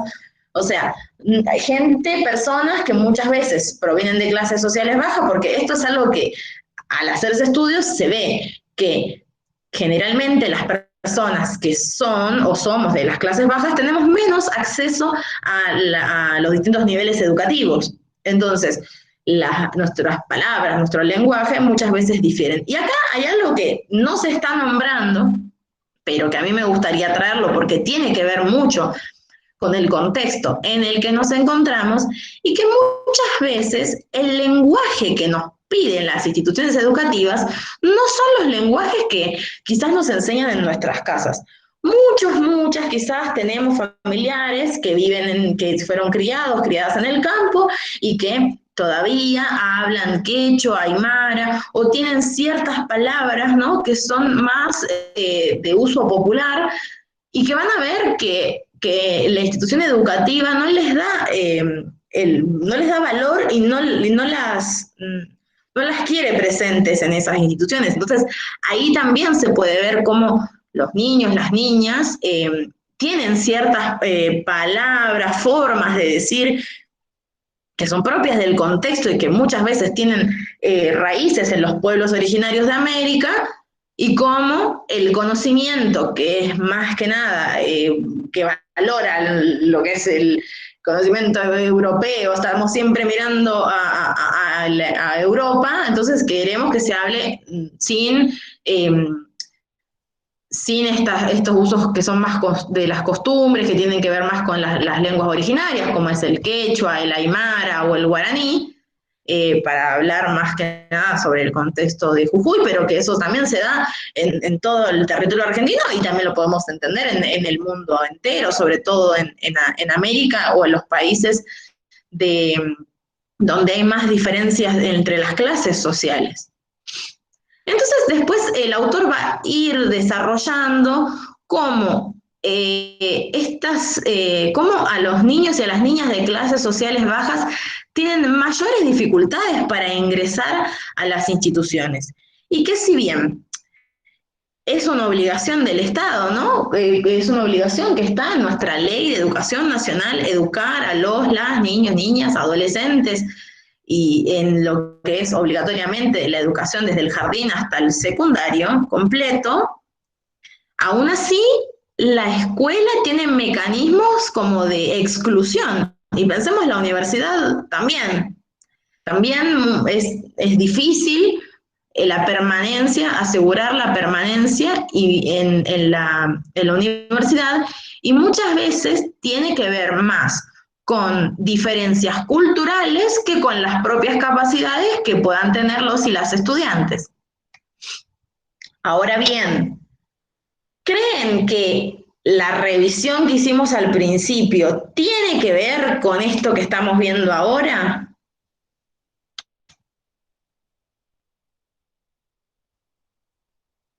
Sí, porque hablamos de la socialización y los ámbitos en que se da la primaria, que es en la casa, que digamos que nos da las herramientas para poder insertarnos después en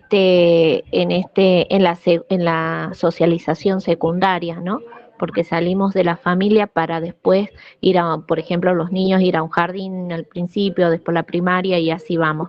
Y así nos vamos insertando en diferentes ámbitos dentro de la sociedad, no solo la institución en la escuela, sino los clubes o qué sé yo, las diferentes religiones que tienen sus actividades extras y todo lo demás.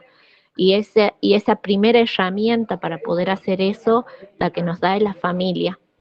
Y como vos decías, si había familias, por ejemplo, que han vivido en el campo, viven en el campo, porque pasa todavía que hay familias que viven en el campo y sus niños van a las escuelas en el centro o en otros lugares, y se nota mucho esa diferencia, ¿sí? Incluso en el simple hecho de poder ayudar a sus niños en la escolarización, ¿sí? Ya ahí se nota la gran diferencia que hay entre aquellos niños que tienen toda la posibilidad o tienen el apoyo para aprender y cómo les cuesta, o sea, les resulta más fácil, ¿sí? La escuela, y en cambio a aquellos otros niños no, que en realidad, como se dice al final del texto, tiene que ver más que nada con esa cultura o que tienen ya sea la familia o las posibilidades que él tuvo para tener contactos con otras realidades, ya sea con medios de comunicación, digamos así, o el simple hecho de que tenga una familia que le guste leer, vamos ahí, a ese punto, y que tenga la posibilidad de algo porque diferencia mucho la lectura. Entonces, aquel niño que tuvo más posibilidad de estar en contacto con eso en su familia, va a tener otras posibilidades en la escuela. Y si es verdad, la escuela lo obliga al niño por ahí a olvidarse de sus raíces, ¿sí? Porque a mí me pasaba, por ejemplo, yo trabajé en el norte, y allá mucho las culturas, como eran comunidades aborígenes, ellos no querían que los niños se le corrigiera su vocabulario, por ejemplo, ¿sí? Que había cosas que sí me parecían bien, en el sentido que si era su lengua materna, por ahí tenías la posibilidad de aprender, que está bueno, ¿sí?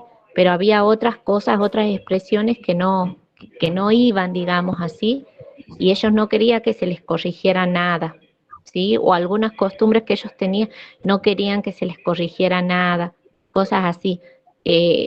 Parte, bueno, está bueno eso de defender lo que es las tradiciones, que a mí me encantan, que es más, he tenido la posibilidad de irme a un encuentro de pueblos aborígenes a Córdoba, y Jujuy es la única provincia que todavía ha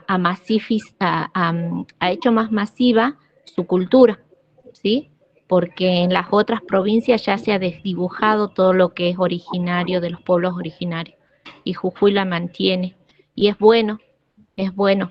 Así que para mí sí tiene mucha relación, que digamos el otro sería la base, y acá es como que vamos armando los escalones, esto es lo que sigue para entender. Buenísimo, Edith. Muchísimas gracias, porque también todos tus aportes vienen también de la experiencia, y es sumamente rico para quienes todavía no hemos ejercido la docencia, tener los aportes de alguien que ya ha estado trabajando en el campo y que estaba en contacto con los estudiantes, de vuelta con estas distancias que hay a veces entre teoría y la realidad misma. Pensemos también en nuestras propias historias, en nuestras propias biografías, ¿no?, educativas, de todas las veces que hemos sentido que quizás no pertenecíamos a cierto lugar, que no entendíamos. Yo quisiera contarles algo que me pasó en este taller el año pasado, que uno de los estudiantes me dijo que, bueno, nos contó a todos, a todas en el taller, que él era albañil, que él era un hombre grande, que estaba recién estudiando, y que él pensaba que a la gente que le iba mal en la universidad era porque no querían estudiar, o que no se esforzaban lo suficiente. Y que a partir de la lectura de este texto y de otros, fue entendiendo por qué a él le iba mal. O sea, él primero pensaba que a los que le iba mal era porque no se esforzaban lo suficiente. Después él quiso estudiar y se esforzaba y no podía. Entonces ahí lo que él pensaba se puso en contraposición a lo que él estaba viviendo y lo que estaba pasando. Dice, pues como yo me esfuerzo y no puedo. Y ahora, me dice, y ahora tengo las herramientas para entender por qué a mí a veces me cuesta tanto. Y no es porque yo no pueda, sino porque no tengo las herramientas. Entonces miren cómo muchas veces, ¿no? En esta cultura de la meritocracia, ¿no? Del esfuerzo, de que hay que esforzarse, que querer es poder, ¿no? Como si uno tiene que esforzarse y lo va a lograr, y de pensar que todo lo que yo tengo me lo gané porque yo me esforcé, y muchas veces, ¿no? Tenemos ciertas ventajas por sobre otros y otras, por la familia en la que nacimos, por el capital cultural que poseemos, porque nuestra socialización primaria no está tan distante a la socialización secundaria. Entonces a veces decimos, bueno, pero son todos vagos, que no quieren estudiar, y que si se esforzaran lo harían, sin tener en cuenta que hay otros aspectos que influyen a la hora de estudiar, por ejemplo, o de ingresar a algún tipo de trabajo que nos requiera de cierto lenguaje, pero que generalmente ese tipo piensen cómo los trabajos nos requieren de este capital cultural institucionalizado, es decir, que muchas veces hasta tener trabajos muy simples requieren que uno tenga un nivel secundario aprobado. Si yo tuve dificultades porque mi familia no me pudo brindar las herramientas para que a mí me vaya bien en el primario y en el secundario, y tuve que dejar porque no me hallaba en ese lugar, después cuando quiera ir a otro tipo de trabajo también me voy a ver con estas distancias. Bien, Dayana levantó la mano. Sí, profe, quería dar un ejemplo con lo que estábamos haciendo, lo que estamos hablando. Ejemplo, el año pasado yo tenía a mi sobrino que iba a primer grado, justo entró a primer grado y bueno, le agarró la situación de la pandemia. Y bueno, como no todos sus compañeros tenían acceso a internet y todo eso, las clases se dictaban por WhatsApp, o sea que solo le escuchaba a la profe por los audios. Y bueno, con mi mamá y su mamá no le tenía mucha paciencia, yo estudiaba por la mañana, a la tarde yo me dedicaba a él, a explicarle los temas como yo, son temas de primer grado si entendía, entonces le explicaba y él hacía sus tareas y todo. Y él así aprendió a leer el año pasado, bueno, sí, tal vez le faltaba un poco. Y ahora este año, mi hermana me comentaba que en la reunión de padres, las maestras le decían que él y eran como 2 compañeros más, estaban al nivel de estar en segundo grado. Y los demás chicos eran como que estaban nulos. Y bueno, y ahí ya veíamos una desigualdad porque tal vez los padres no era que no querían ayudarlos, tal vez no sabían cómo ayudarlos.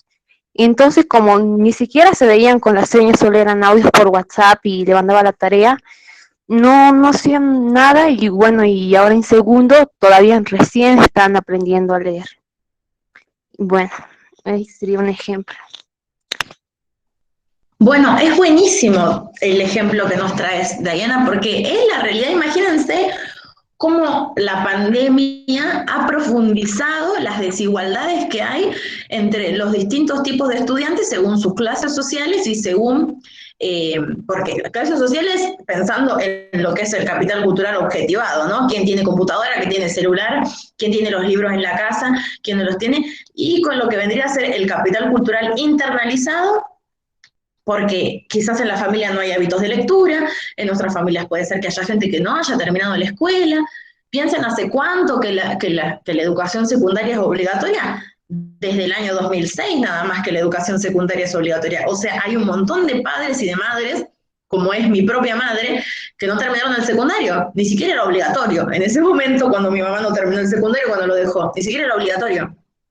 Entonces, por ejemplo, mi mamá también se ve en esta situación de que mis hermanas están cursando el secundario y que hay en algunos temas donde ella no las puede ayudar porque ella tampoco lo sabe, porque ella no terminó el secundario. Entonces, que por ejemplo, si a mis hermanas les va mal, ¿es culpa de ellas? Porque no tienen una familia.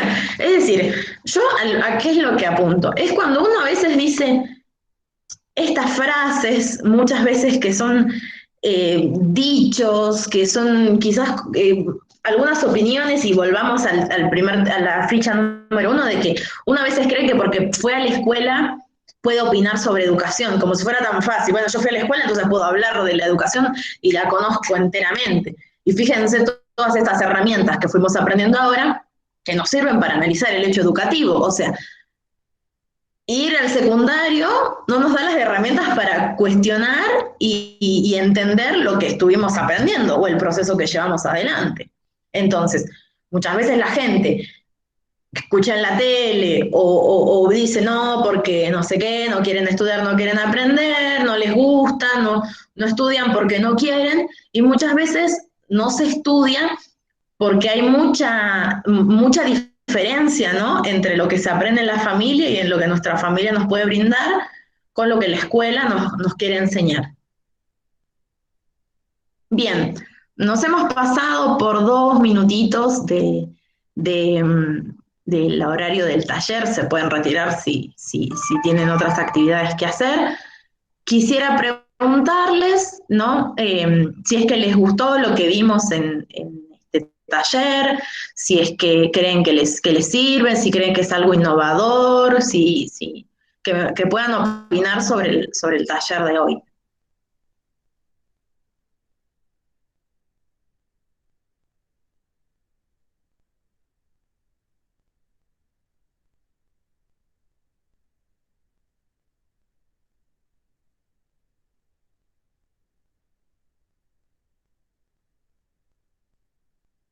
Sí, Tamara.